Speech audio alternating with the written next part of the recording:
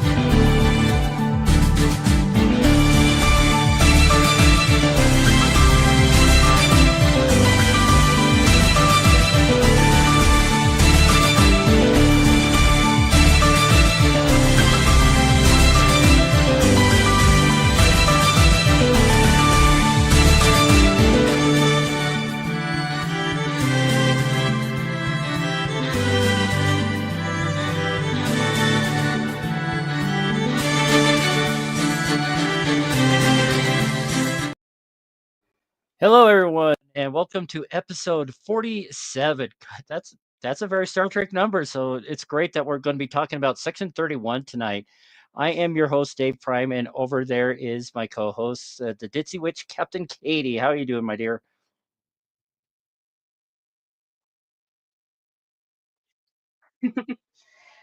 I'm alive, just.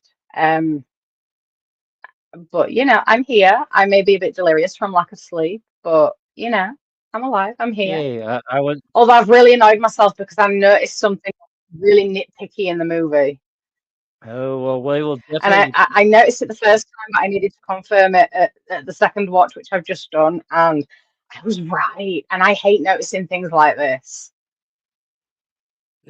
Well, is it about the star date, or is that something else entirely different? Oh no, that's something else entirely different. You know that I Oh, don't understand star dates. I'm a really bad Trekkie. but one of No, these it's to do days with the I'm going to fight get this scene. this cough under control. No, it's to do with the fight scene, the really Well, big one. we'll get to that. We still got to do the rest of the intro first. So, Yes. as always, just got to give a shout out to Mono and Tyson for their Dangerous Thoughts podcast. It's been on hiatus for the last couple of weeks, but starting hopefully this will be the date, February 5th. So not this Wednesday, but next Wednesday we'll be back to more deeper, darker rabbit hole type discussions. I'm looking forward to it. But like Oh right now, yes. we're going to be talking about Section 31, the first movie in almost a decade for Star Trek, and it's first released direct to video for with Paramount Plus. There's like a lot of hate even before it came out, which I just thought, let it Mm, come out first. Give it a chance before you blast it, unless all these people were yeah.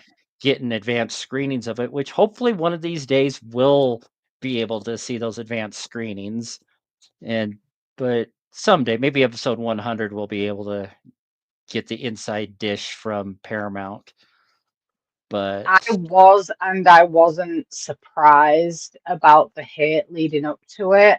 Um, but I mean, obviously we are going to discuss it, but I'll just say this now after watching it and seeing the reviews from people that have watched it who are really hating on it. They obviously haven't watched it properly. And I will say mm, that. You know me, I'm always honest and I don't mince my words in all my Britishness. Um, but this movie is a hell of a lot deeper than people realize. And I mhm. think that's one of the reasons why people are hating on it because they don't understand the depth of it. Hmm, that is a distinct possibility. But yeah, because I Mm. mean, it's definitely not your typical Star Trek podcast. That's a word, podcast. The movie, because like there's no starships, no captains, first officers, so to speak. I mean, it's definitely a different take to kind of looking at the Mm. darker, seedier side of the Federation. But it's a side of Trek that we don't really see much of. We've seen glimpses of Section 31. I know that Discovery did a big thing in season 2 with Section 31, but we haven't. This side of Trek, we haven't really seen all that much. And we certainly haven't seen it. What's the word? We haven't seen it unmonitored. And they're basically out there doing their own thing in this. Whereas when we've seen Section 31 before, there's always been the bigwigs involved to some degree, and Starfleet themselves. I mean, all right, we had Garrett, but that wasn't really Starfleet involvement in my eyes. But no, I disagree, Jeff. Well, I disagree with the little Star Wars feel. I personally didn't see the Star Wars thing, but I did see a lot of other kind of nodish things from different movies. I got a DC Comics reference. Oh, I must have missed that. And saying, yeah, it's actually a Superman reference. Oh, we'll definitely talk about that. But yeah, Jeff, yeah, you guys got some crazy snow down there. It's unusual. I think I read in Pensacola got more snow in that one storm, about 8 inches, was exceeded like 120 plus years of snow altogether. But see, I am going to bring our one guest that's in the chat right now because he is on a time crunch. Tyson, a real lieutenant. How you doing, sir? Pretty good. I also have mixed reviews. And now the good thing is I have not read or seen anything online from other people. So whatever I'm saying in my review is just me. I don't know what anybody else has. One, I'm going to start with, it's really helpful to have seen all of Star Trek Discovery before going into this movie. It's not absolutely necessary, but it does lend context to who Philippa Georgiou is, the Empress. It's helpful to have that knowledge. I'm going to start with the I don't likes and then I do likes. The I don't likes, Section 31 is a very serious. Imagine Section 31 being like Black Ops, like U.S. Black Ops, right? A very, very SEAL Team 6, deadly, serious, And these were just, there was so much, not just comedy, but I mean, like they were idiots. They did all these kind of the laughing Vulcan and the wisecracks between. It's like they didn't take that Black Ops job seriously. When we've seen other, like, you never saw anything like that when it came to Dr. Bashir and Section 31, or Malcolm and Section 31. Like, it didn't have, it was a very deadly serious, and I don't feel that they took it seriously. Yeah. Well, your future husband had some thoughts there from his reaction. How's it going, Travis? Hello, everybody. Hi, darling. Let's just say it took me a day and a half to watch this horrible movie. I'm gonna lay into this movie.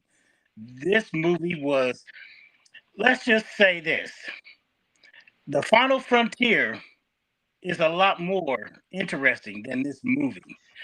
This movie, I cannot even begin to, what you were saying, Tyson, makes a lot of sense. I was watching the John Campea show, and Robert Meyer Burnett pointed out this. We all remember in Deep Space Nine, the episode Inquisition in season 6. Do anybody remember that when Dr. Bashir was supposed to be going to a medical conference and stuff? So basically, the premise is, he was getting recruit. They wanted to recruit him into 61, and Simone told Bashir that what they do is really little off the books. They don't file, reports, or there's a big building or anything like that. They are a very shadowy, covert, operatives that was founded. It was part of the original Starfleet charter, and it expanded to the Federation when the Federation was founded. It makes this is my frustration. These new age Hollywood writers, just like Robert Meyer Burnett said, they have a way of taking something and just trying to like throw it at the wall and seeing if it would stick.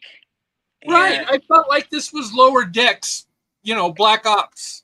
Yeah, I mean, it had a lower, like, these were all misfits and lower deckers, and it didn't seem like these are super elite special. Oh my, exactly. I mean, I've seen the reviews for it and everything else, and I kept my mouth quiet and everything else. I watched it and stuff, but as I watched it and stuff, and then I went back and watched, read some people reviews and stuff, and just listened. The fact that I'm not really been a fan of the new age Star Trek.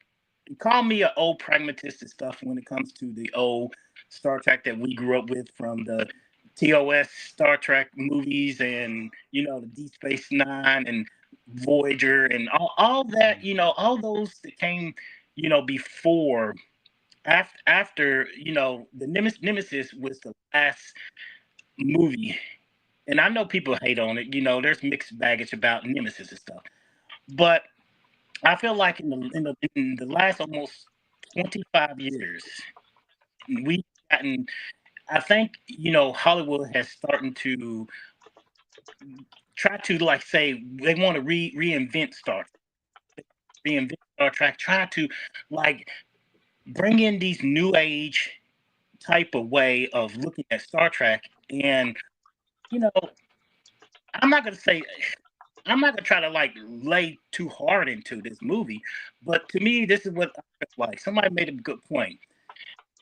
They were trying to capitalize on Michelle Yeoh's Oscar, performance, her time, when she went to the Oscars and she won her award for, whatever she was in at that time and stuff.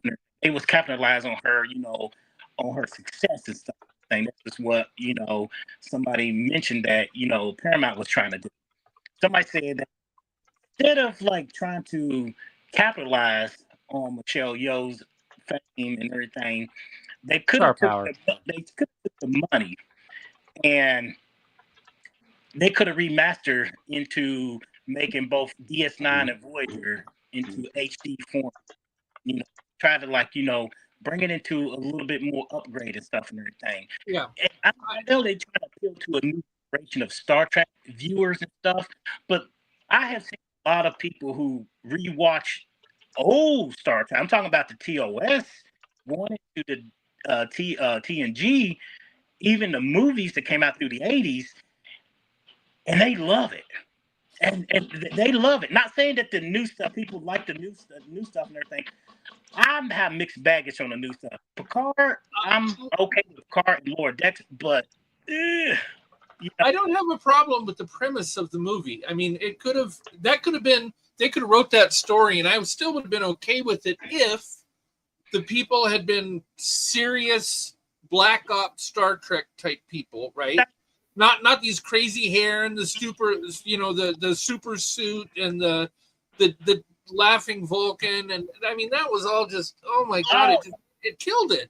Like, if you'd have just made 5 serious Black Ops type people and then done the story, I think it would have been a little better. I think now I'm going to tell you some of the things I do like about it. I like the backstory about how she became Empress.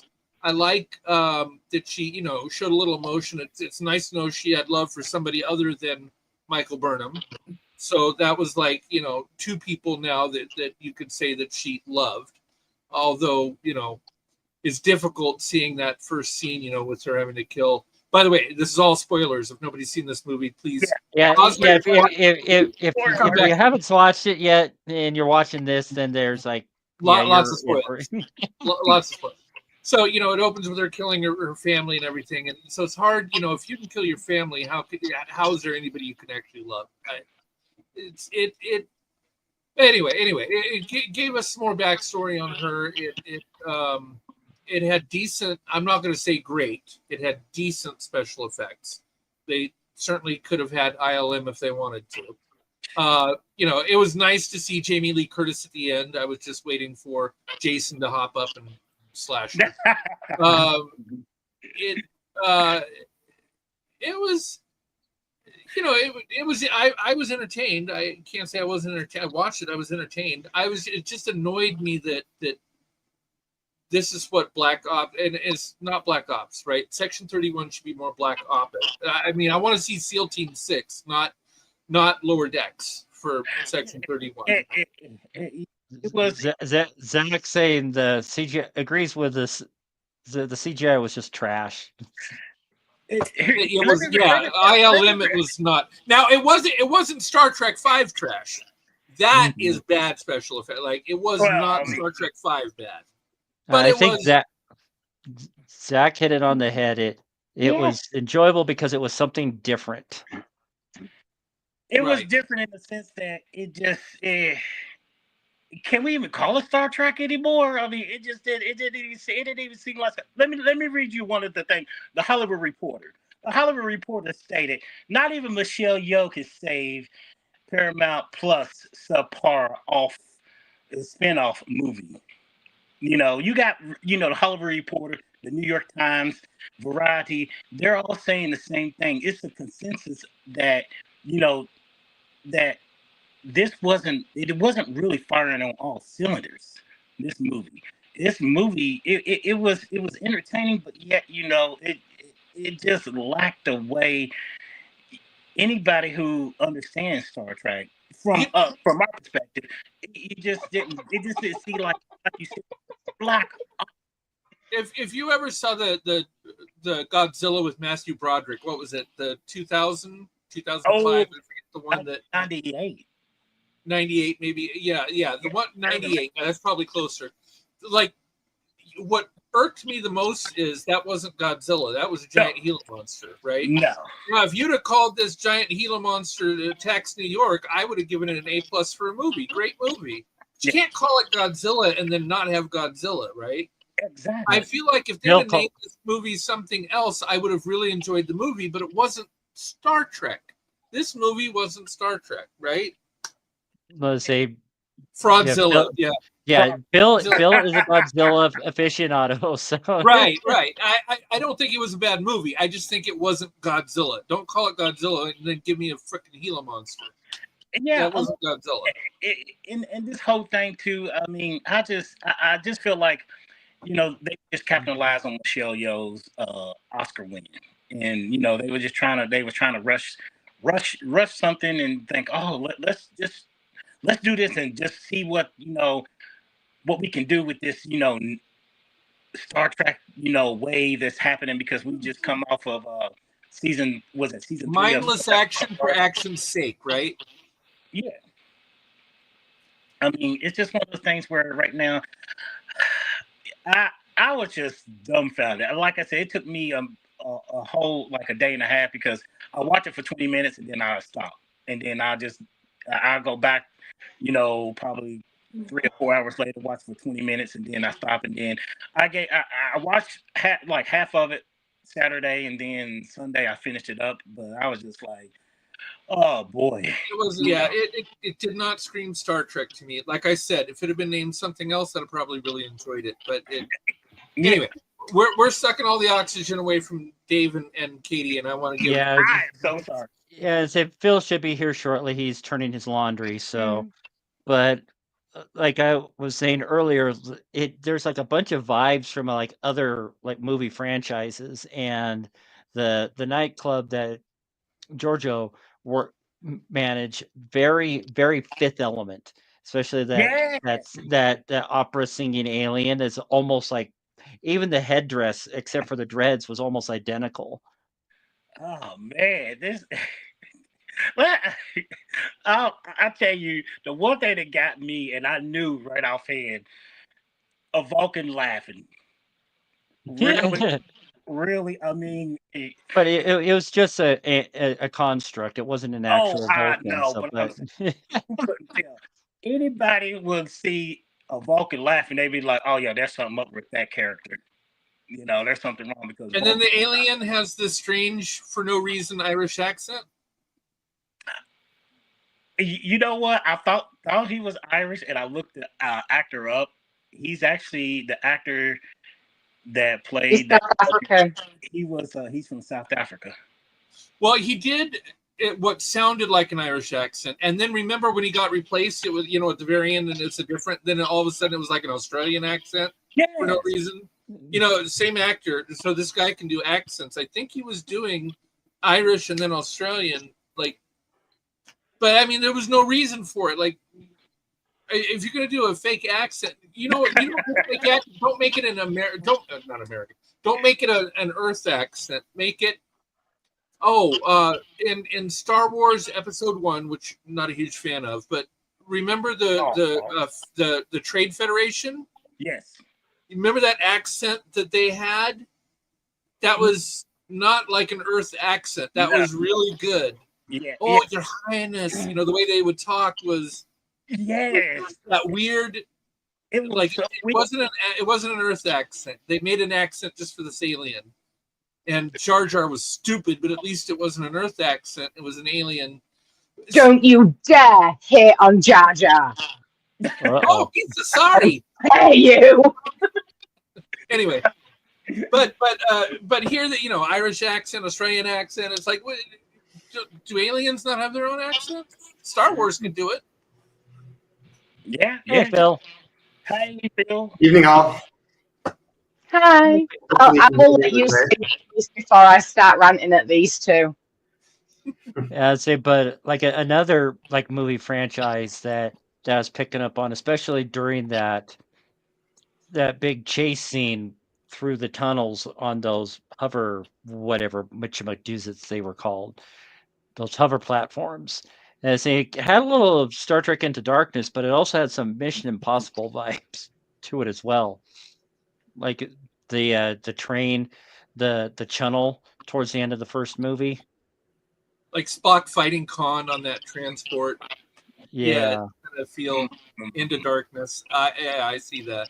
Yeah. And also the Episode 3 Star Wars, where there's the lava and they're fighting. I get that too. Sack. More Josh. Okay, I'll admit, I do feel like he was definitely funny. No, honestly, I love Jar Jar because he is like the alien version of me. You take Jar Jar's ditziness and brainlessness, that is me on a daily basis. Lazy writing. It's Katie that usually gets broken on these episodes. Zach properly broke me. That. Yeah, I love Button Reality, I really do. But if you shit talks Jar Jar, no. I'll go on just to shit talk him. And I feel like they did the Laughing Vulcan just because, you never see Vulcans laugh, so they thought it would be unique. And, watch, we're going to have a Laughing Vulcan and people are going to just love it. I completely understand why they did that. I completely understand that entire scene.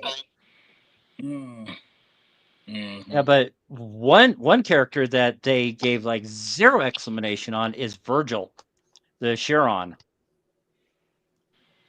He didn't have any backstory or anything like that because, like I was mentioning, the half black, half white face guy. Oh yeah, Virgil. I adore Virgil. There was only two in Kirk's era that survived. The planet, was gone. So this has to be pre-Kirk. But it's not. Well, then how is this? how is this person alive? That's why they zero explanation. I was hoping that they'd have an explanation, and they didn't. So like, And they had a the comaloid, which I thought at least I got the eyes right. Yeah. Well, let's talk about the guy who was dressed up like Terminator. Yeah, that's what I'm talking about. This whole G.I. Joe thing they had going with that. I here's what gets me. If you're Section 31, right, you're undercover. You are trying to be stealthy. A laughing Vulcan in a bar, even Michelle Yeoh's character's like the laughing Vulcan, like that didn't stand out. Right. Come on, Section 31, if the U.S. military was that stupid when they go undercover and, you just do the opposite of what's expected and you shine a spotlight on yourself when you're trying to do exactly the opposite. Vulcans don't laugh. If you're going to be clandestine, don't fucking laugh. I thought maybe he was going to be Romulan, but nope, he was Vulcan. Right. Hopefully Zach will have an explanation why he might be going to jail tomorrow. What? Yeah, Shit talking Georgiou. Sorry. All right, why are you going to jail? What'd you do this Zach, time? are you being a rebel? Like one of these like rebels out here? You doing something out there in Indiana? Oh dear. Warrants. You better come on camera, dude, and explain. Real quick, guys. He's got a warrant out for his arrest for shit talking Georgiou. Real quick. In this little old town, Huntington, West Virginia, where I'm living at, the word got around ICE agents was around and they was rounding up some people and stuff. I was dumb. I have never seen an ICE agent in my life until I started hearing about and seeing pictures of ICE agents. So, be warned. Oh, I'm in a border town with Tijuana, Mexico, so we see ICE all the time. There's offices here, And for people who are not in the United States and wonder what the acronym is, it is ICE is Immigration and Customs Enforcement, ICE, Immigration and Customs Enforcement. So that's what an ICE agent is.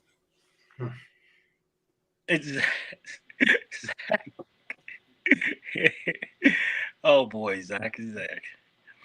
Yeah, hopefully things work out for you, man. We'd miss you dearly. I was arrested. I'll give you an alibi. But it was like 12 hours. You know what? It was I was got in a fight with my boyfriend at the time. The police came. That's what I said. The fight was over. The police left, and they came back 2 hours later and arrested me because apparently 5 years earlier, I had a ticket. I didn't fully pay off the ticket. A bench warrant was issued. And, they don't act on bench warrants unless, they have a reason. Yeah. And so they when they, after my boyfriend and I stopped fighting, the police left, they saw I had a bench warrant. They came back and they took me to jail. So I spent a whole 12 hours in jail, paid, I think, $200. Done. It was over. Like, that's all it was. But I made sure that I paid every fucking ticket I've ever had since then because I ain't repeating that. You didn't pick up that soap, did you, Tyson? No, but I saw lots of people who did. Girl, it was. I mean, aside from the fact that you were locked up, there was some good-looking stuff going on in there. I mean, there was some ugly stuff too, but there was some good-looking stuff. Oh my! I didn't get any of those cells. I got a cell all by myself. Oh, I like to sneak a peek. But some of them people work out, and they were. But talking about that, about laughing Vulcans, like Philippa was just like, he's either an idiot or lost his mind during Ponfar and went insane. That was funny. Now, see, that was a good. It was a good enough line that I had to write it down. Oh, for God's sake. I'm sorry. I am on day 7 and I've only had an hour's sleep in 7 days. So just excuse me. Can Vulcans get drunk? Yeah. Oh, yeah, they can get. Spock got drunk on blood wine when he was negotiating with the Klingons. But he's half Vulcan. True. Yeah, so But he does have the green blood, so he's But- got the chemistry. Even like a half Vulcan getting drunk, that could explain for the laughing. I'm just saying, because it lowers inhibitions, lack of loss of mental control. You know, so there is explanations for that. I do think that it was done deliberately in a way, but there's a hell of a lot about this movie that people are shitting on that are really pissing me off, to be quite honest, because this movie is so freaking deep and it is so emotional, and nobody is talking about that. Nobody is talking about how deep it is. Nobody is talking about the emotional impacts that any of the events are having on anyone. And they're basically just going on, oh, this isn't Star Trek. Yes, it fucking is. It's just a side of it that we don't see. Therefore, people are saying that it's not Star Trek. But it is. This is like the darker, seedier side of Star Trek. And it's like I said earlier, this is a side that needs to be seen. We need to see more of this side of Star Trek. We need to see more of the seedier side of it. We need to see more of the untamed. We need to see more of the rogue side of it. And in all honesty, a smart Section 31. These people were ditzy. Yeah. Now, they worked. They did. Their personalities were so different, but they bloody worked. And all of the jokes and stuff like that, I'm sorry, but I know this from experience. No matter how serious a situation is, somebody, at least one person, will always try to inject some humor in there to diffuse the situation. And some people just do that all the time. They hide behind humor to hide their insecurities or to hide an ulterior motive. And like over emotionalness as well, you know, and we're all guilty of it, you know, but also this isn't the first time. Now, all right, I'm not talking about later on, but Philippa Georgiou, perfect example, main character. You get her backstory, or some of it anyway. Yeah, say the beginning That of was the movie, done. I didn't realize the Terran Empire was that bleak. It took me a few Yeah. minutes to understand what was going on there before they really started to. But we got some of her backstory, and we got the like one of the most important parts of her backstory right at the beginning. And But how they choose an empress is through a contest, and it's not like Succession, like any other empire.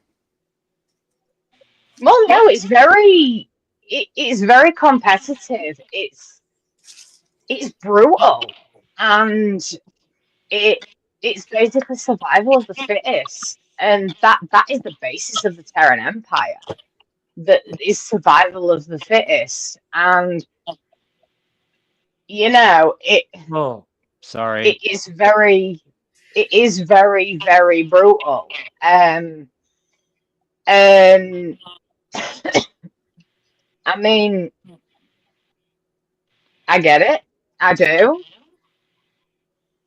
I get that some societies, when, you know, I mean, I'm sure at some point in human history that's happened, you know, and whether it's that long ago, it hasn't been documented, or it has been documented and it's just not spoken about. Everything that was in this movie showed a different side of humanity. And it showed the ditzy side. It showed the heart, the soul. It showed the depravity. You know, and when Emperor Philippa first came into Discovery, yeah, she was all tyrant empress, you know, but there was still something there. There was still some form of feeling there, and she just tried so hard to hide it. And eventually those walls got broken down and we saw more of it. Again, she tried to hide it here, but because of the circumstances and everything that had happened to her since coming into the Prime universe, it just, shit wouldn't fly like that, you know. And don't get me wrong, I called everything, you know. I called it for the Irishman to be the one that was the mole. I called it for Sam being alive, but in all fairness, it's not often I don't do that. I've grown up on Sherlock Holmes, Miss Marple, Poirot, you know. I've grown up on all of those, and I think this is why I noticed something like what I noticed during one of the fight scenes, you know. I noticed stupid shit like that, and I think it's because of all the like murder mysteries and things I've grown up on. But I cried at least twice during this movie, and I don't think anybody else on this earth that has seen the movie would have cried.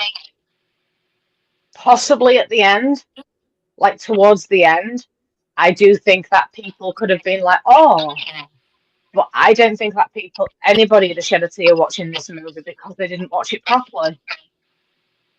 And which two parts? Because I didn't feel that emotionally triggered. At the beginning, during the flashback scene, Mm-hmm. Philippa's backstory, from the very first moment the camera focused on that bubbling pot, I knew what was coming. And instantly it hit me in the feels because I'm like, crap, she's got one more task to do. And this is the Terran Empire, you know. She's gonna have to kill her family. And it happened, and I cried. Because you could see, I mean, that woman who played young Philippa, she did an excellent job. And, you know, she really did get the emotion in it and the struggle with the emotion and the pushing the emotions down. And she got that message across as to how young Philippa was feeling at the time. And then when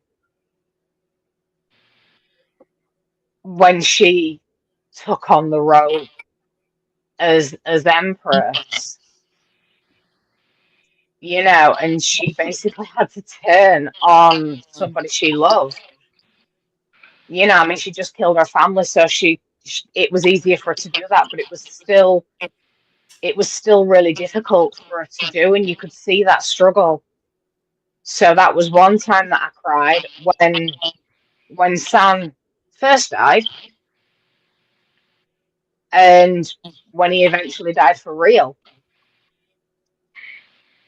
because they were such profound moments, and the fact that they used the flashbacks as well, it just added to it. And this was a very emotional movie. I mean,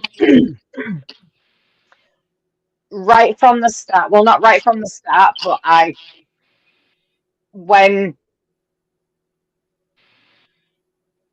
they got the device before Sam came through the wall, and what's his name? Is it Alok? Alec or Alok? Yeah, when he punches that guy across the room, straight away I was like, augment. Oh yeah, watching it the second Yeah. time, yeah, I could see that. Yeah, it said data no. Yeah, but you know, there's a lot more to this movie than people realize. And yes, some parts of it could have been done better, but there again, it could have been a hell of a lot worse, you know, TOS. But it, you know, It was much better than people are making out. I mean, you should all know me by now. When I watch something, I don't watch it on the surface. I delve deep into it. And I knew I was going to like this movie just because of all the shit that's been put on it. Because I'm just like, yeah, this is going to be a really emotional movie. And people aren't seeing it. And that's one of the reasons why they're shitting on it. Because they don't understand it. And I've heard so many people say, well, I just didn't understand the movie. It was all over the place. I understood it fully from start to finish. I followed it completely. But people said that about The Matrix. People who shit on that movie, they don't understand it. Oh, The Matrix is wonderful. I love The Matrix. There's Yes, that was but that's great. because you understand it. But 99% of people back in the day when it came out, they were just like, well, I didn't get it. There was just no point to this movie. It didn't make sense. It was a horrible movie because it didn't make sense. And I'm just like, no, it was a brilliant movie. You just don't understand it. It was a brilliant movie, and I'm not a stupid person. I understood Section 31. I watched the whole movie. I understood it fully. I followed it fully. I just thought there were some things that could have been done better. Again, I'm not saying it was a bad movie. I want to be clear. What I started off with were things that I didn't like about the movie. I think if they had gotten rid of some of those personality things, if it had been a little more serious, the Section 31 would have been taking their job a little more serious. I'm not saying you don't have comic relief for somebody. In every situation, there's somebody that, crack a joke and make people, feel at ease. But there were some things that I didn't care for. There were some things I liked. Here's some non sequiturs for me. She cared so much for him, but it didn't appear that she did. Like, she had no problem burning him in the face with the sword. During the whole time, he's subservient and bowing and everything. She's the fucking empress. She could have him for a lover if she wanted to. Nobody would have said anything. She could do whatever she wants. She's the empress. But she treated him like, and then at the end, I love you so much. And then again at the end, I love you so much. Well, where was that love, from the time, he was 14 till the time that he died the first time? Right. I mean, answer your question with young Philippa's explanation as to why she had to kill her family. That's why. To become empress. Once she is empress, then she can do things her way. Yeah, but once empress, she has a duty to the empire. She has a duty to her rule. And, nothing can interfere with that. And if she had have taken him as a lover, for example, that would have seriously interfered because feelings would have got deeper and it wouldn't have been able to be hidden and he would have been a weakness. And she knew because of the tyranny and because of how screwed up the Terran Empire is, she knew that couldn't happen. Right. She couldn't afford any weakness at all. I understand. By the way, it's 45 minutes. I do have to drop. My sister just texted me and said, by the way, you need to put your stuff in the dryer because she's waiting to use the washer. I still have to go to the store and then I still have my radio net. But I'll say this is the first fully technically Trek episode where for 45 minutes we completely stayed on topic. We have not drifted to some other thing. We have been 100% on target. So great job, guys. That's really great. Well, right. I think some of it has to do with the fact that we are on a 90-minute timetable because at another 45 I have to go, so show over at that point. And so I have to go too shortly myself. All right, have a great rest of your show, guys. Take care, Tyson. Later. But no, I really love this movie, and I mean, there is one little nitpick that I've got, and I mentioned it earlier, but I'm going to explain it now. The really big fight scene with when she's trying to get the device, Michelle Yeoh went through 3 different pairs of footwear during that fight scene. Mm-hmm. I mean, I love those blue platforms. I want them, and yes, I would be able to walk in them. I absolutely adore those platforms, but we went from wearing those platforms to wearing a low block heel that was about 1.5 to 2 inches, and then she went to flats, like flat boots. And honestly, I notice things like that. I don't like that I notice things like that. I really don't. But unfortunately, I do. And that is one thing that I noticed, is that Michelle Yeoh went through 3 different types of footwear during that fight scene. But I didn't also, notice. yeah, but you see, it like eventually I think we're going to cover. Is it the Crazy Vulcan episode of Enterprise? There's a CGI mistake in that I noticed, like the first ever time I watched it, and nobody else has. The what episode? In the episode of Enterprise where they're in the Delta Expanse and they find that ship full of crazy Vulcans. Oh, you said Voyager at first, so I was like, what? And there was But you're on an hour 7 sleep. days, 1 hour sleep. That's what I was going to say. But no, I noticed a really big CGI mistake in that, and nobody else seems to have noticed it. Same with Dirty Dancing, I noticed an editing mistake. It hadn't even been on Movie Mistakes TV, you know. But so I noticed this in the fight scene. But the only other thing was there was a reference. Now, I don't know if they meant it to be a Superman reference or if it has just become a really big. Because you see, I've always known the phrase as ruffling someone's feathers, but they actually said ruffling their cape. Now, the only time I've heard that specific expression is in Superman. Ruffling Superman's cape and like tugging on his cape and stuff.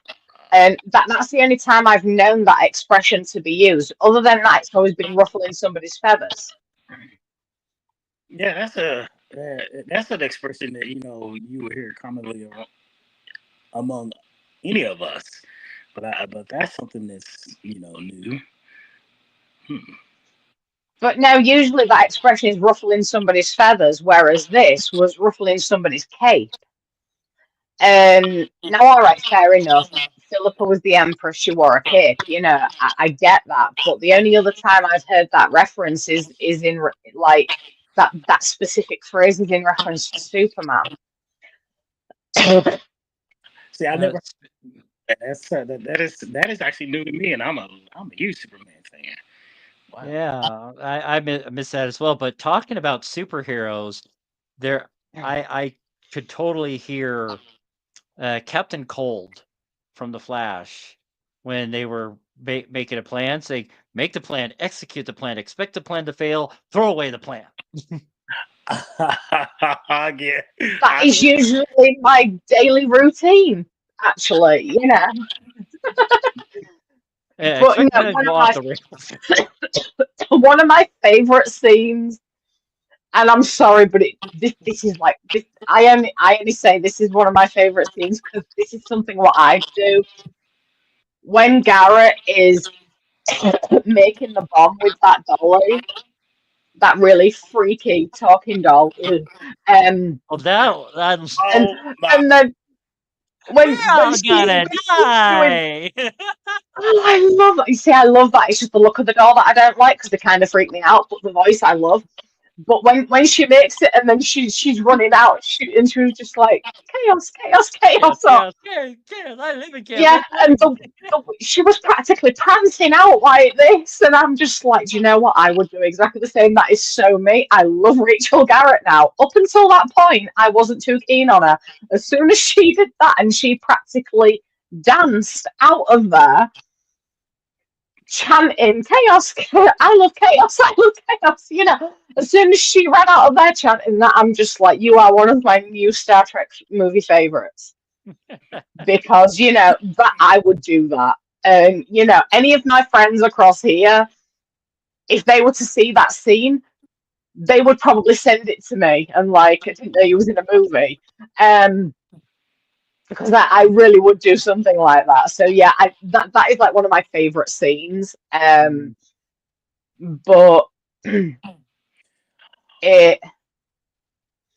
I don't know. it was a very fast-paced movie, but I think it was well done. And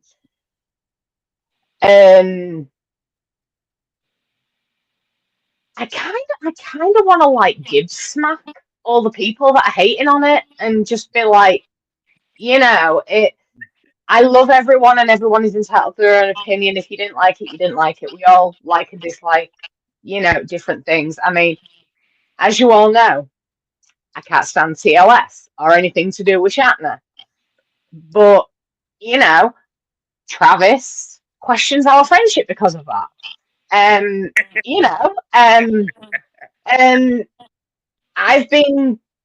I've been called a fraudulent Trekkie because I can't stand TOS.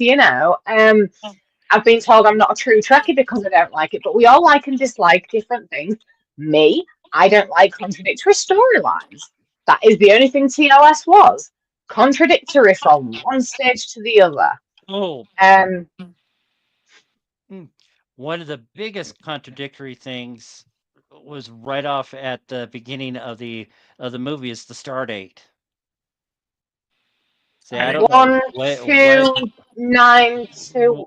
1214.2 or something like that. That's a TOS star date. That's not this is supposed to be like in 2022 or 2337, somewhere around there. And to have that small of a star date, it's just like, no, that's because Star Trek 6 was 94 something point whatever. Saying so it would have been at least a 5-digit star date at that point of some sort. Nice call, Dave. Nice call. But guys, it's been lovely. I gotta run and stuff because I gotta get up early for work and stuff. But I gotta go do some things and stuff. But what's gonna be on for Trek Talk for next week? That was the thing. I've been so busy with all the cold that we've been dealing with, and trying to juggle this, that, the other. I haven't set next month's episodes. I was actually just gonna read. If you got a minute, I can see if I can find my notepad. Was it in here that I put it? It was probably I love that shirt here. I know. I want to steal Dave's shirt. But no, it's got to be on Amazon somewhere. Oh, you know it. You know it. Who can't find almost anything on Amazon? Like I found it at Goodwill. So. Oh, jeez. Okay.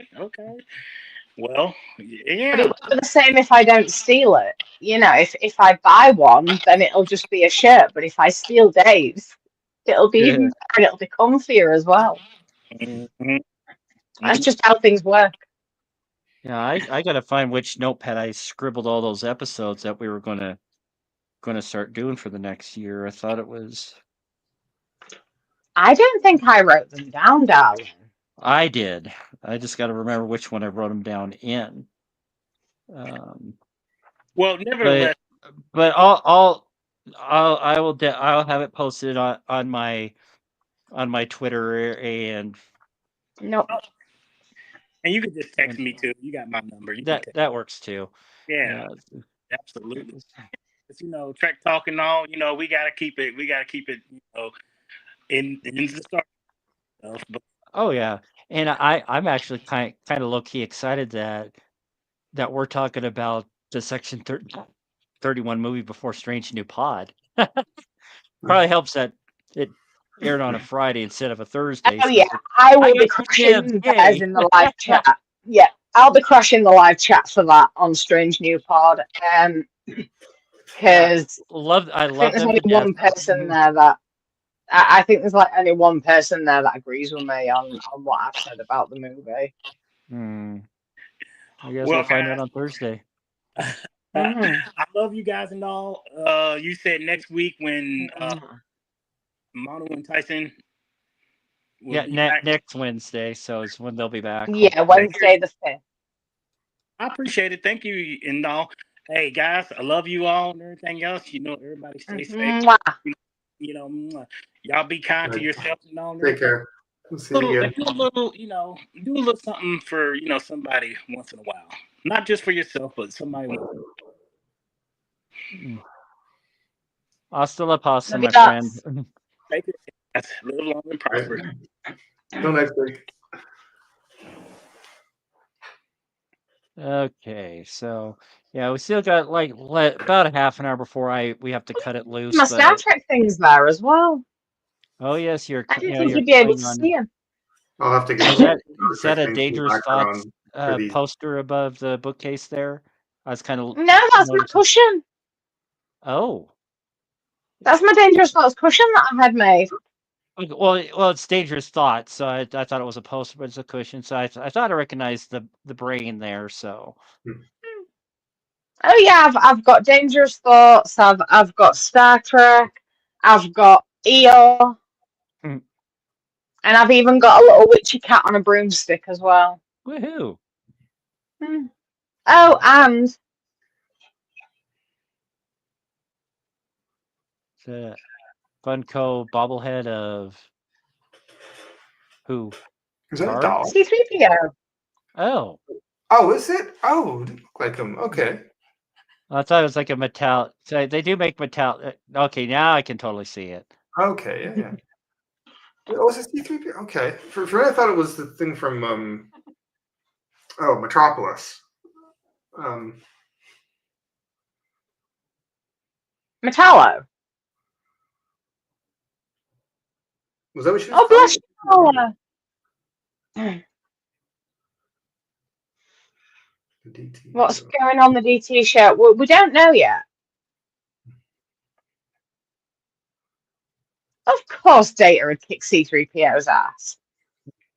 And hello, Marla. Mwah, my darling. Yeah. It's 9:00 on Wednesday, starting next Wednesday, Mala.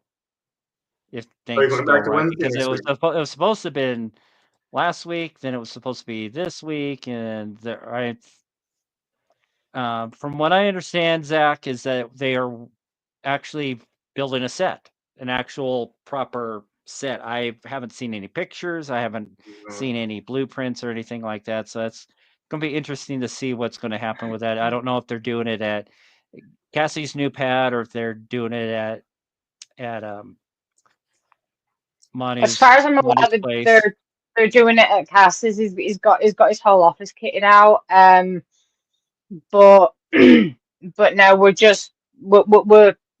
doing things and speaking about things, and everybody will just have to watch and see. Yes. So not living with Cassie anymore. It's been interesting. As saying can't be in all the ins and whatnot, but this is the place I need to be at right now. Yeah, everything happens for a reason, and everything happens in its own time. I'm a firm believer of that.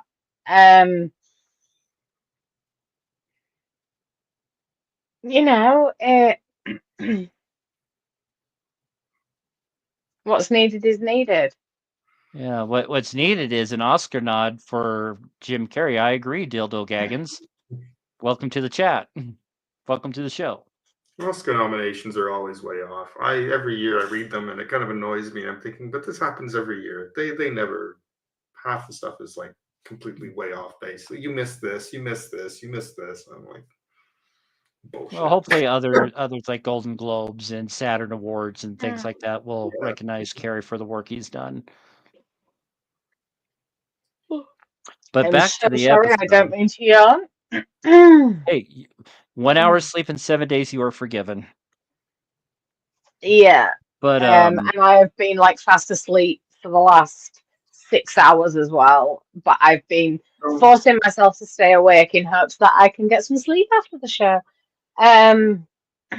But well, I will send you my best sleepy vibes. When what we're was done. that? We have a dildo in here now. Dildo I'm a lesbian. Gaggins. I must attract him. Sorry. No, Sorry, I but can resist that. another movie franchise reference that I got vibes off of when Philippa and the others were coming out from the cavern or whatever, the underground bunker, that planet that they're on. I got Avengers vibes. I wrote it down in my notes. I just Avengers. Mm, Um, yeah, are we still I don't know if talking it was the about music or- or No, I didn't maybe. get any form of Avengers vibes. I was going to ask actually if we were still talking about the movie or not. Yeah, we're Yes. back to the movie again. Because if I can chime in a little bit, so when I started watching it, I kind of still I'll pulled look on in two my- directions on this, and I might even actually rewatch it again because I feel like I missed something in it. So because at first I was really intrigued at the very beginning, then I felt like it was going to get a little bit silly because once the beginning really intrigued me a lot. That whole opening I thought was really well done. And because I'm wondering who's going to be who. Is that going to be Philippa? Is that going to who you knew it was going to be, but you never know if they're going to throw a twist into something, and I was expecting maybe something like that. But I was when they started kind of gathering everybody together, I started to get a little bit of like a Guardians of the Galaxy vibe for a bit, and because I thought, okay, you've got these sort of humorous characters, but they kind of at first they kind of weren't working on me until it kind of got into the story a bit more. And I thought, okay, I kind of see where they're going with this, but so I kind of see where they were going with the plot of this, but there were some aspects that still were kind of not gelling completely. But I overall I still was kind of entertained by it. There was a point I thought it was going to start tanking, but then it got really interesting and kind of picked up again, and I was like, I don't know if everybody was talking about the effects. I thought they were fine. I thought actually the effects were. There was a couple of scenes I thought were actually done with miniatures, which was actually to me is really cool. If you go into physical miniature stuff, I'm totally there with that. But there was a couple of points where the ship exploded and crashed into the hill, and I thought it was completely a miniature. Maybe it wasn't, but to me it looked like it was a miniature set. But yeah, overall I liked that. The only thing I went into it though thinking this was going to be something completely different. I don't know a whole lot about Section 31, and I went in thinking that this was going to be how it got started, or that it was going to be something a little more about it and how it was. That's what a lot of people expected, and I think that's one of the reasons why people don't like it. Yeah, because I don't know much about it, and I was kind of hoping I'd get a bit more about that. But for what it was, though, what it turned out to be, I still and I'm still trying to figure out if it's setting up a series or is it just a one-shot movie, because it felt like at the end it was going to set up a series. But well, I mean, I think it's just going to leave it open for potential future Section 31 movies, because I mean, originally before Michelle Yeoh got her Oscar, they were going to make Section 31 a TV series on Paramount Plus, but right. COVID kind of put the brakes on that, and then they were spitballing ideas, and they just threw up their arms. So let's just make a movie out of it, and say so. They were able to crush a lot of stuff in a limited amount of time, which definitely gives that rushed feeling in the movie. It kind of felt like that. The editing through parts in the beginning felt a little bit, as you said, a little bit rushed and a little bit. It was a little bit disjointed as far as editing and pacing was concerned. I kind of feel like I need to kind of see it again, actually, to maybe fully understand it. No. Katie says there's a lot going on in it underneath, kind of when you start to think of it. So I'd like to kind of see it again for what. There's a very big undercurrent of emotion and psychology. A very deep undercurrent, and if you watch it with deep eyes, as I call it, rather than just watching it, and if you watch it completely objectively, not think of it as Star Trek, not think of it as not Star Trek, but go into it with deep eyes, open mind, and objectiveness. If you go in with all of that and you really watch it with no form of bias or anything, it's much better than people are giving it credit for, and it's a lot deeper. I think maybe that's where a series. People don't like me talking about movies because I watch them with very deep eyes and a very deep heart and an extremely open mind. And a lot of people cannot stand talking movies with me or even TV series, but especially movies and also books, because that's how I read as well. And I mean, my best friend Louise, oh bless her heart, she hates talking movies with me. She really does, because she just watches them for entertainment, and I'm like, oh my god, I can't believe that. And she's like, what the hell were you watching? And I'm like, what the hell were you watching if you didn't catch that? And she's just like, I've got no idea what you're talking about, lass. And I'm like, oh, for God's sake, Lou, please watch a movie properly for once. I think that's maybe where this series would have gotten, or the movie might have been a little bit better if it got a series or a mini series treatment, because they could have really fleshed out some scenes a bit more and got a little more into the characters and their motivations and that. So my movie with a touch of Star Trek, which is kind of I mean, it's a sci-fi movie in the Star Trek universe. I mean, that's probably kind of like with the kind of gives a Star Wars feel. It's a Star Wars story. This is a Star Trek story. Yes, that's the way I put it. Because I mean, they use terminology in Star Trek, but this is not about the Federation. This is not about the big ships going seeking new life. This is sort of, I think it's Katie mentioned, this is sort of like side things going on that we don't see or hear about, which is interesting. That's an interesting take. This is untamed Trek. You know, this is Trek that isn't being governed by Starfleet, the Federation. You know, this is more of a rogue Trek. You know, even though they're still operating within certain parameters of Section 31, you know, I mean, Tyson was going on about no seriousness and things like that, but even though they were being like proper ditzy and, you know, they were cracking jokes, they were arguing, when shit got real, they were on point. You know, and I mean, honestly, could you imagine if the DT family was Section 31? Honestly, could you really imagine if the DT family was Section 31? You've got me that doesn't sleep, who falls over thin air, you know, and then you've got Manu who just like talks, you know, he just says everything that comes to mind. Even Marla's laughing, you know, and then there's Marla who just laughs and she'll be carting her puds around, you know, her puds will be flopping all over the place, you know, and you know, but when shit would get real, we would all, you know, that'd stop and we would get the job done, you know, but that is what real people are like, and that is what I like about this movie as well, is that it shows reality. It shows real people, you know. Chime in to build on top of that. If I can actually add to that, it reminds me of when they started Deep Space Nine, because I think when they started that, Gene Roddenberry had passed away, and they weren't sure if that was going to be successful or not, because Star Trek, the Enterprise going out and exploring, was supposed to be this hopeful, bright future. That was kind of the vision, where Deep Space Nine was not going to be like that. It was on the outskirts of the galaxy. It was going to be this dark place that was away from Federation, and it was considered the dark series at the time. And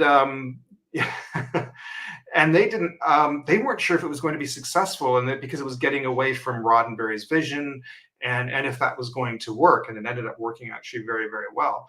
So yeah, there's this sort of I think we forget that even though, you know, at that time Earth has become a paradise, as I said, and that Star Trek is, or that universe on Earth might be a very positive place. That there's still aspects going on in the universe and the galaxy that aren't, you know, where it's not a paradise. Things are not hunky-dory. You know, Earth corrected itself by that point and be this wonderful place, but that doesn't mean the whole galaxy is still, you know, there's still issues, and it's nice that they have these series that can actually touch on these aspects that are still going on in the Star Trek universe that are not like that. Some people have wondered, would Gene Roddenberry have liked Deep Space Nine and that, because it was felt like it was going against the vision of what he had originally imagined. But I think it actually fits in very well, and it shows that we still have a ways to go. But anyways, that she is one of those. Yeah, Delton. They mentioned it. I was like, oh, she's Delton. Cool. Yeah, I remember they said that. And I was like, oh, of course. We haven't seen one of those since I think the movie. I don't know if they've ever introduced. Well, no, they actually had in Picard season 3. It was a Vulcan Delton hybrid. The one that Vatic shot on the bridge. Okay. Yeah, why do they keep killing those? Yeah, I don't know. I was going to mention that. Yeah, she only lasted 30 minutes and then gone. Yeah, sorry, I didn't mean for it to come out like. I thought they were going to kill everybody off, and it was going to get down to like 2 people. I actually was kind of surprised there was anybody left again. I thought it was going to be one of these. I was kind of hoping that all get killed off. But yeah. I actually thought Yeah, she walked away from her computer when she does her Bluetooth goes on the fritz. On the Brit, But saying one of the notes that I put on here is saying it kind of hits close to home to me. Back when I was working at a CBS affiliate in Idaho, one of the engineers, whenever, especially one of the studio cameras was on the fritz, it wasn't working properly, he would just smack it, and 9 times out of 10 that did the trick. So I put in my notes that Philippa pulled a Poe, because the engineer was Ted Poe, saying when they was trying to start the garbage scow, she just gives that whatchamacallit a kick, and it worked.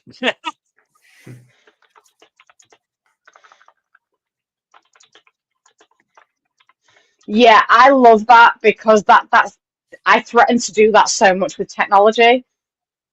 That is just, yeah, I love that, because when it wasn't working, when I first watched it, I actually just went, kick it. And then the next thing she kicked it, and I'm just like, yes. I forget. That's not the first time it's happened either. I honestly can't remember what series, but the transporter wasn't working, and someone just gave it a kick, and whoever they were trying to beam up beamed up. I was just thinking of that. I expected a moment like that. Han Solo hitting the top of the Vulcan. Yeah, who did that? That's gonna really, really annoy me. Where's Travis when you need him? Oh, grr. Oh, that's gonna really, really bug me now. No, see if I can find it. Brian in Deep Space Nine. Yes. Yeah, he kicked the console in ops. He's a emissary. He just gave it a big old kick and whoop, auto beamed in. Yeah, sorry, but yeah, that had been bugging me, and I'm really surprised that I could come up with that with not being able to brain and form words properly. So yeah, I'm giving myself a round of applause here. And celebrating with more anti-homicide use. That's the last thing I need right now. But oh no, honestly, if I don't drink this, I won't make it through the next 15 minutes. Yeah, well, we got less than 15 before we got to call it good, so hopefully it'll all work out in the end. But one of the best interactions in the movie was when they're having the big fight with the crew and on the ship, and San's like, "Why isn't she changing course?" And Fuzz's response is, "Do I look like a fortune teller?"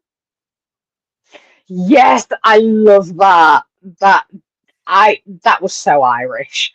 I'm sorry. But see, I love him. I know he turned out to be a dickhead, but I really love him. And I I know this is going to sound really stupid, but I actually see a lot of myself in him with how volatile his emotions are. Hmm. He's You know, actually a really I good used actor. to be, he's a brilliant actor. And but it's the only thing I've ever seen him in, to be quite honest, that I can tell that he is a really good actor. However, like how volatile his emotions are, that's how I used to be like before. Irish. I mean, I don't know about in America, but there's certain stereotypes across here. For like people from Newcastle, they've got a really gentle voice. You know, you can never, you can never stay mad at them. And it's all like, it's to do with call centers. So like if you're a really angry customer, they will put you through to a Geordie, somebody from Newcastle. But sometimes as well, like you'll get like the genial Irishman and like diffuse the situation by being overly jolly, you know, and that's kind of the vibes that I got here as well. It was very stereotypical, but it it even the type of accent and the tone of voice, it was very genial Irishman, you know, leprechaun type thing. But I think that was a very good choice, considering that this was an alien that was driving a synthetic body. You know, I think that was the right call, and I really like him. I really do. I really warmed up to him, even when he turned out to be a complete and utter twat. Yeah. You know, I still loved him, and I even liked his wife. You know, I actually liked his wife better, because she was just like, I'm gonna fucking kill him. Without actually saying it, you know, she's just like, fucking kill him. And she meant every word of it, you know. yeah, because I mean, even Fuzz himself just mentioned earlier in the film that he could survive a big old blast. So, I mean, there's a chance that he did survive that explosion at the That end of was the my thought movie. too. But at the same aspect, I got some Independence Day vibes on it too. When he started blowing up, it had the fire kind of consuming him. Reminded me about the aliens at the end of the Independence Day when the nuke went off, and it just like. Oh, yeah. But yeah, it one had. of the Sorry, go on. no, one of the other notes, because we kind of talked about it already, but yeah, Garrett was saying chaos is my friend with benefits.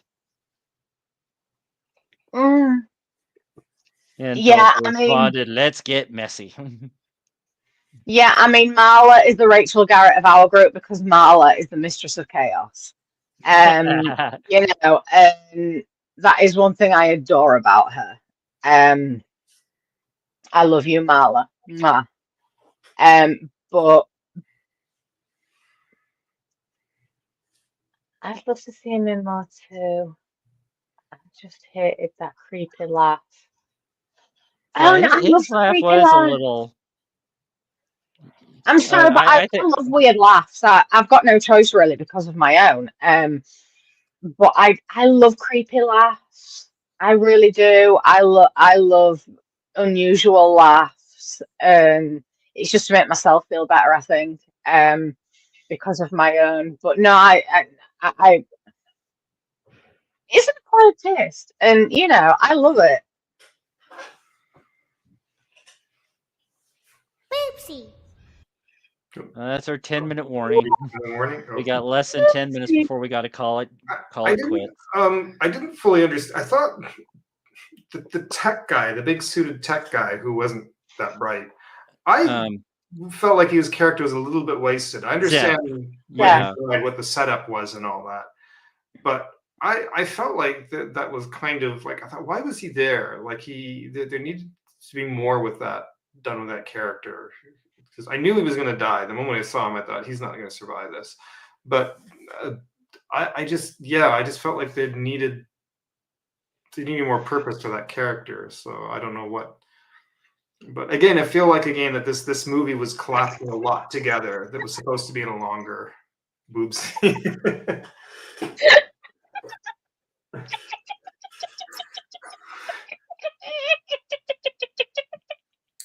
I fucking love you, Zach.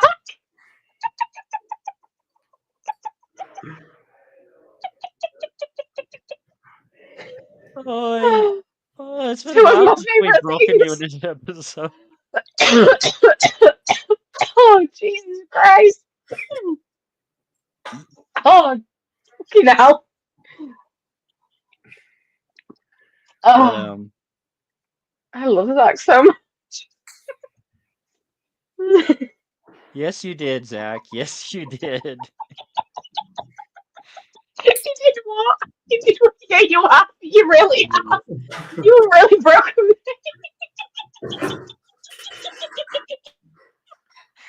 You can break the rest to us, girl.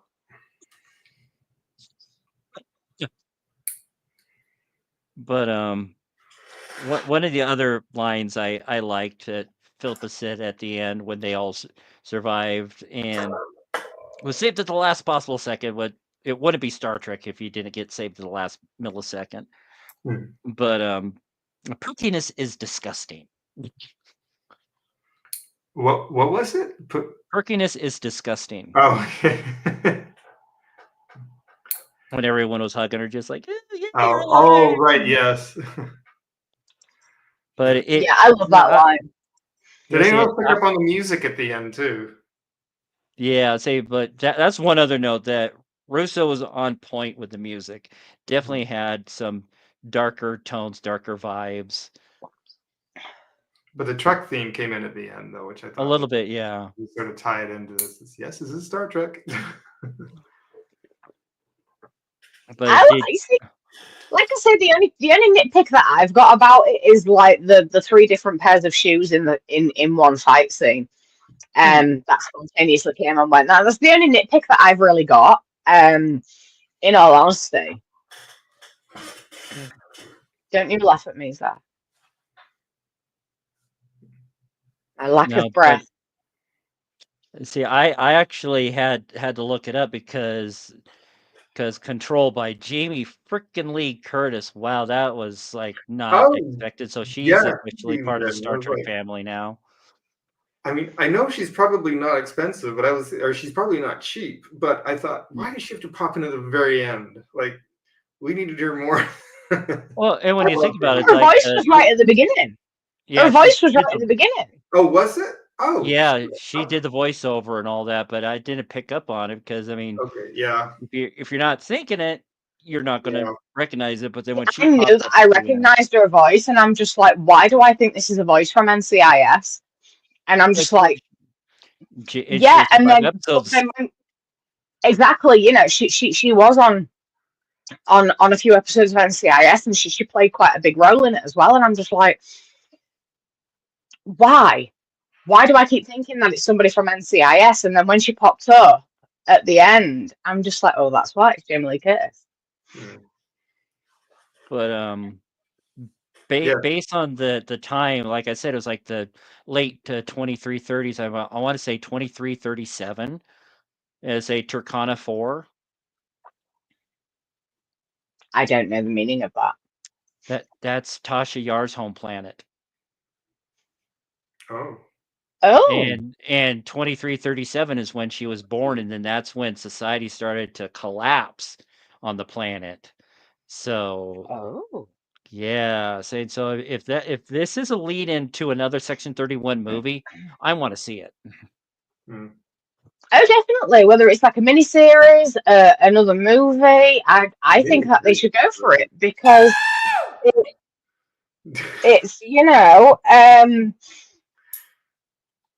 I would like to expand on it and see the more like rogue side of Section 31 with real personalities rather than the stiff uniforms that you get. I understand that they've got to have structure and things like that, and they've got to have rules, but this is a much better side of Section 31 than what I've seen previously. But you know, it was needed. It was very much needed. And anybody that is watching this, live, or anybody that is watching this after the fact, I'm not ashamed to say that you all need to watch it again if you didn't like it, and watch it properly and appreciate it for what it is. It was needed because we see too many uniforms in Star Trek. We do, and we know that Section 31 exists. We know that they're not all suits and ties and uniforms and structure. You know, they get a mission. They do what's necessary. They work in every single shade of morally grey you can think of. You know, it's more like 50 Shades of Morality, you know, or lack of morality. And they have to tread that line, and they have to make that decision out in the field. You know, they don't have a prime directive to follow, like a starship. And when they're out on mission and they have to make those split-second decisions, especially because it's off the books and it's covert, they can't afford to be too strict. This is why it was needed for us to see more personality from Section 31. Because we've never seen personality before from Section 31. It's rather been a dickhead who's trying to ruin everything and trying to get control, you know, or it's been all stiff suits telling people you're doing this wrong and you're doing that. We'll take over from here. You know, they're coming like the freaking FBI. And it's just like, no. And we needed to see this. It was more real, with real people, real personalities, with really shit backgrounds. And that's why they're good for the job. So, you know, people just need to suck it up and accept it. But I say that with much love. Even if So you're that not a fan of sounded the like movie, some like it. pretty good closing thoughts.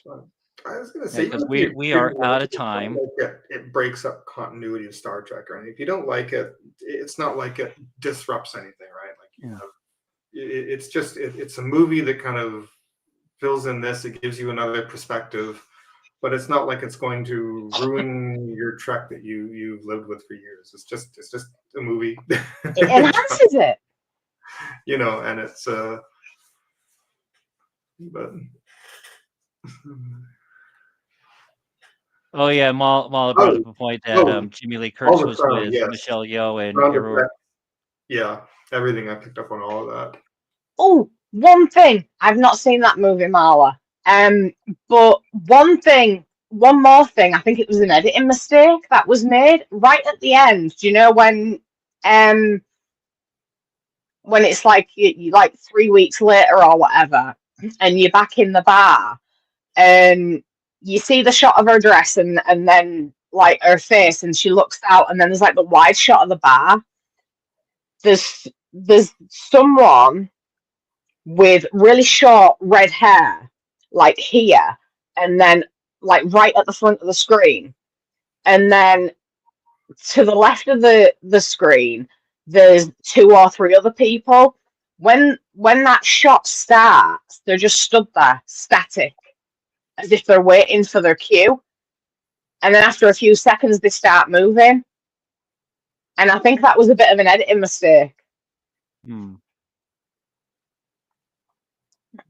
But I'll let you take it out, Phil, because we are out of time. Any closing thoughts? Oh, no, I think I managed to squeeze things out this time. So no, that was. I'm going to watch it again though, because I feel like I missed something in it, and I had a lot of interruptions when I was trying to watch it. But I'm going to watch it again. I think it's yeah, I didn't think it was that. See what? Yes. No, I think we leave it at that. Oh, what's next week? Like I say, I don't know. I didn't come prepared. I say I got a phone call from a friend that needs some help with a ride tomorrow. So I kind of lost about 10-15 minutes of prep time, and I was All right. have to find where I wrote down, because like Katie and I a couple weeks ago, we flushed out what episodes we're going to talk about for the next year, pretty much. And say, I know there was a couple that we picked that were definite like Valentine type episodes. So I'm probably going to do one of those either next week or the week after. All right. But as soon as I find it, I'll post it on Facebook. I'll post it on Right. my Twitter handle. Are Techno with a K. Is it on Monday again next week? Yes, it's going to be Mondays from here on out. Oh, all right. I might not be able to make it for next Mondays. I have a funeral to go to, so Ugh. yeah. Oh, sorry I'm about just- that. I say So, we'll yeah. touch base with you on that a little later, but it's like, I got to use the room next door, and I got to pick up people in the house to go to our AA meeting tonight. So yay! Okay. All right. Until next week, everybody. Hailing frequencies are closed. Love track.